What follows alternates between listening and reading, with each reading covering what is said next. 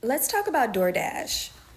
Now, I hate that you can't stitch or duet ads on this app, but I've been wanting to talk about these dystopian DoorDash ads that have been clogging up my feed for at least the last 2 months or so. Have any of y'all noticed them, or do y'all just skip right by them? Now, remember, DoorDash was one of the companies, along with, Facebook and Amazon and all these other companies, who went to Trump's inaugural and gave him a shit ton of money. And let me tell you why. It's pretty much because there are no more real jobs, and there's fewer and fewer as the days go on. So when you see these ads, and I just want you to stop one of them and just watch it. It's only like 20 seconds or whatever. And they're talking about how this is just extra money. They're not talking about it as if it's a job. Like, people need real work right now. And they're literally talking about it like it's gig work. This is not a job. This is just extra money. So if it's just extra money, don't expect any benefits. Don't expect health care. Don't expect any real money. You're just going to make, just a little bit of change here and there. And that's literally how it's advertised. Never mind the fact that you got to pay for your own gas, you got to drive all over town, all of that, et cetera, et cetera. So you're actually putting more money in to the company than you're actually getting out. Never mind any of that.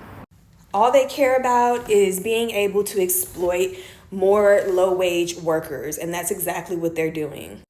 Especially if you live in a state like mine. I'm in Texas. And for those of y'all who remember, when Obamacare passed, the rules with Obamacare is if you have 8 or more employees and they work full time, you have to give everyone health insurance, right? So what did the people here in Texas do? How did the laws change? They pretty much moved everybody to part-time. There's only part-time work available now.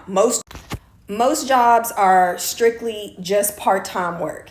And I remember this because at this time I was a dental assistant and I was working at a dental office. And I was still brand new, like still a brand new assistant, but it happened right in that. So I went from, and I'd probably only been working there maybe 3 months or so. I went from full time, because I was working there more than 8 hours a day. It went from full time on paper to part time. That way they didn't have to pay for any health insurance or anything like that. And that's what pretty much all the employers here in Houston or here in Texas did. And this was just so they didn't have to cover health insurance for their 8 or more employees. So if you're already working off of the fact that most employers are not hiring full-time employees right now, even though you might be doing full-time work, okay, even though you might be there in the middle of the day during your best working hours. So if you tried to go get another job or something like that, it would have to be like a nighttime job or something like that, because it conflicts with any other daytime working schedule. But throw that out the window, you're still part-time. Now bring in companies like DoorDash and Uber Eats and just driving for Lyft and things like that. This is like less than part-time work, okay? It's contract labor. And they won their ruling, what was it, a couple years ago when they were trying to get their contract labor put on as like full-time work, when the Uber drivers or whatever were trying to get that passed, and that got struck down. So you're already doing, like, depending on the hours that you work, right? You're probably already working full-time, but you're still getting paid part-time or less than part-time. So expect this and more of this going forward, if that makes any sense at all. Like, do y'all see the dystopian reality that they're creating for us, making it harder and harder and harder for you to pull yourself out of poverty, and only offering these little piecemeal bullshit jobs, not real jobs that give you real pay, but these little gig works? Look at where we are right now, y'all. And understand that these companies are aligned with the Trump administration. Oh, and one last thing. They're cutting disability. They're cutting SSI. They're saying that y'all ain't disabled enough. And if you are disabled in one way, then there's another way that you can probably make money as well. So say, you in a wheelchair, your legs don't work. They're going to say, well, your arms work fine, so you can go work at Walmart, or you can go be a door dasher in your wheelchair.